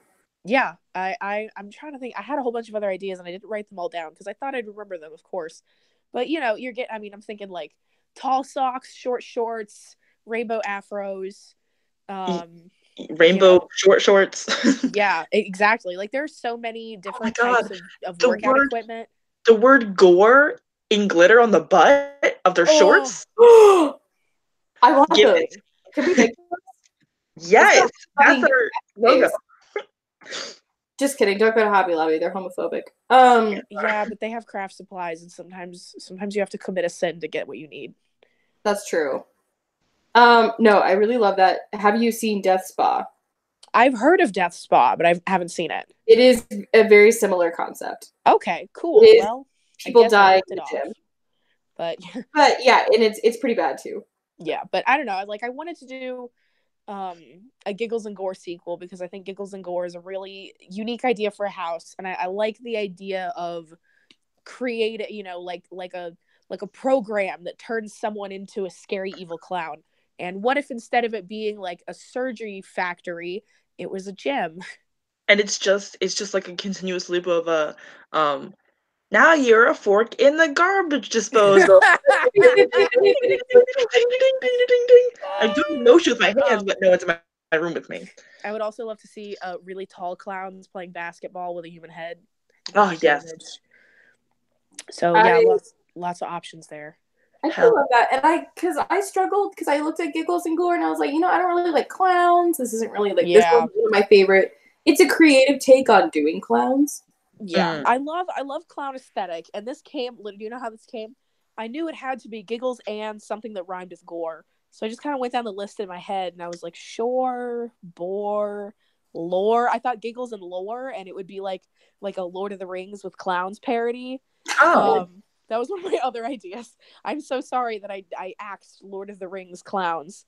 That would have been really funny. I know, but we went with clowns at a gym instead. So yeah, that's mine. Really Connie, are you ready? I am ready. Alrighty. Okay, I also did La Llorona, and I've been looking at it all day, and I knew for years that the 2 L's in Spanish words make a Y sound, but no one pronounces it that way. Yeah, sorry. In the community, but I'm going to try and pronounce it that way because I will speak more in Spanish, and I feel like I gotta do Miss Baker right. She was my Spanish teacher. Yeah, we know who I know who Miss Baker is. I don't know why I said we. So again, I'm going to start with the on the map description of the original La Llorona house from HHN 23. She's known as the Weeping Woman. Her legend is one of tragedy and of murder. She drowned her children in the cold, watery depths, and now torments all who hear her with icy, mournful cries. Forced to walk the earth for eternity, she seeks others to share her pain and suffering, now and forever. So I'm gonna take that idea, take La Llorona, and just put her on her head. And my house, my requel is Los Hijos de La Llorona, the children of the Weeping Woman. Ooh. We've heard the cries of La Llorona, the Weeping Woman. She longs for the children that she herself drowned and calls out for more children to take their places. But it's not just La Llorona you should be scared of. Her children, both birthed from her and stolen by her in the night, want their own revenge. So take care walking down the dusty streets after dark, because the children dripping with the river water they were drowned in are coming too. Mothers, beware. Ooh. Your kids are gonna get you. We have 2 houses of creepy uprising children. It's because And that's why we have to get kids working here. Love it. Love it. That's a great idea. Thank you. I was just thinking, like, we're all like, boo-hoo, La Llorona. She killed her own kids. She's not. Yeah, I don't. Yeah, feel the that kids bad want for some her. revenge too, probably. Yeah, we've all seen The Woman in Black purely because Daniel Radcliffe was in it. Yeah. I saw the stage version. Purely because Daniel Radcliffe was in it. I know. No, my friend Zach was in it though. Oh, Zach? He carried the show. Yeah, so that show is like almost a one-man show, and he delivered like an hour's worth of dialogue alone on stage, and it was incredible and riveting. He's a great actor. Should have seen that. I like that guy. You should have. Although I think that was when I was a senior and you'd already moved to USF, and it was in Ocala. So, man, space tragedy. is hard. Anyways, but yes, I love that idea. I think that's very spooky. Yeah, I'm totally down for that. Because I also, like, really love La Llorona. Like, it's such a good house. It just works so well with it. Beautiful house. So much pretty stuff. So much opportunity for pretty scenery with creepy people in it, which is really all you need. There's a new movie coming out called La Llorona. You're right. It's fresh in people's minds. Yeah. Ooh, yeah. If the movie's good, I hope it comes to the event, maybe. Me too. I'm really sad that I missed the first one. So yeah, and it's also weirdly one of the most well-documented houses in HHN history. Like, I feel like anyone who got into HHN through like YouTube videos always mentions La Llorona because there's so many videos of it. Yeah, a lot of them are from Hollywood, though. Most of the ones that have like 1 billion views are from Hollywood. Although I will say Hollywood's was pretty good the second time around. It was, yeah. I really liked it. It was so good it took him 2 tries to get it right. Anyway, now that I've sufficiently shit on Hollywood for the night, let's wrap. Yeah, we really didn't shit on Hollywood much at all tonight. But that was good. Good. There wasn't a whole lot to, because we were talking about the glories of Orlando instead.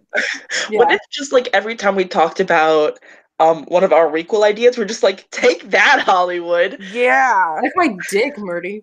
Oh my god, that was very direct.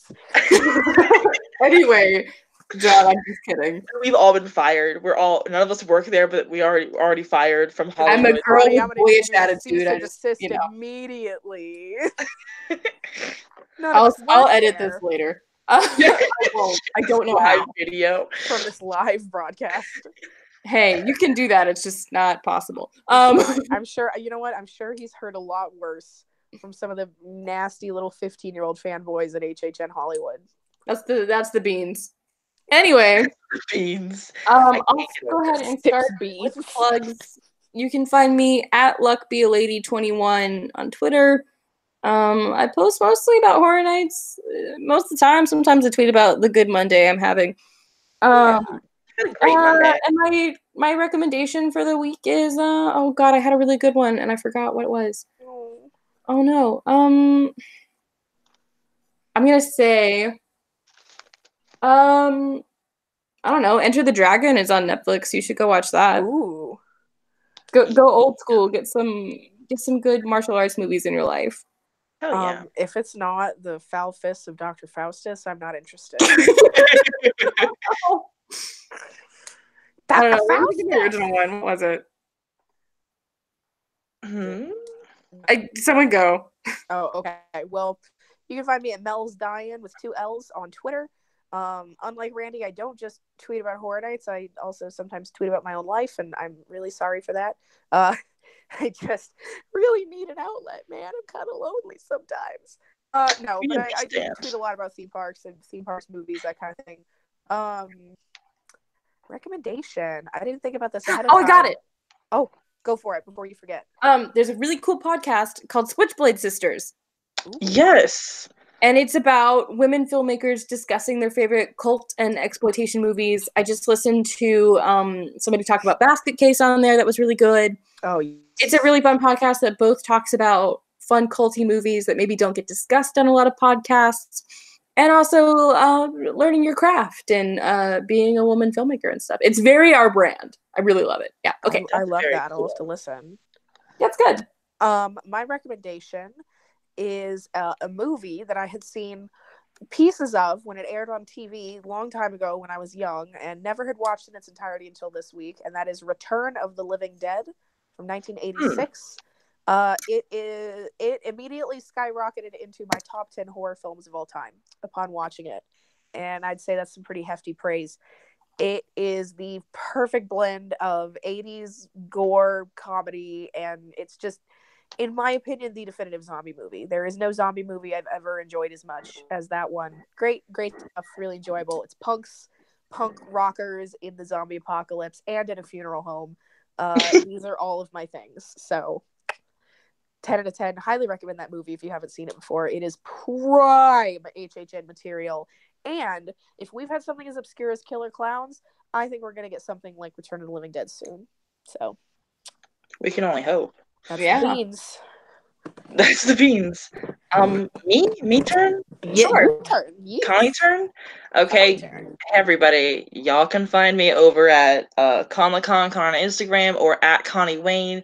That's ConniWayne here on the Twitter. I mostly just retweet videos about capybaras. That might be an exaggeration a little bit. They're just so cute. I love them. They're the biggest guinea pigs in the world. Do you follow the account, the Japanese account, where it's just them in hot springs? Yes, I do. Yes, they're so good. I love it so much. Oh, and while I've got everybody, I'll plug Darcy, who is absent tonight. You can find her at Torch the Bats on Twitter and Instagram, and her photography blog is at Shoot the Bats. If you love Nemo the musical, you'll definitely want to check out her photography. She's doing a really amazing job with a really hard to shoot show.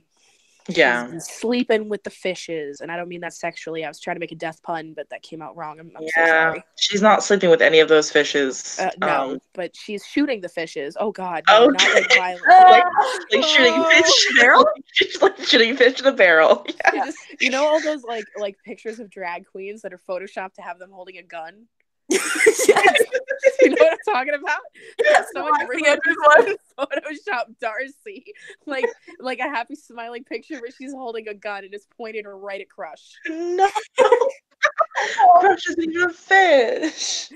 Shut up, Connie. What's your recommendation for the week?